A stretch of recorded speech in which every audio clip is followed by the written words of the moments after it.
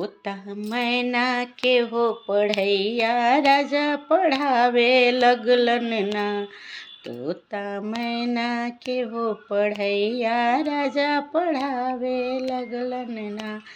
जब हम भैनी 5 बरिस के, जब हम भैनी 5 बरिस के, क ख ग घ के पढ़ैया पिया पढ़ावे लगले ना।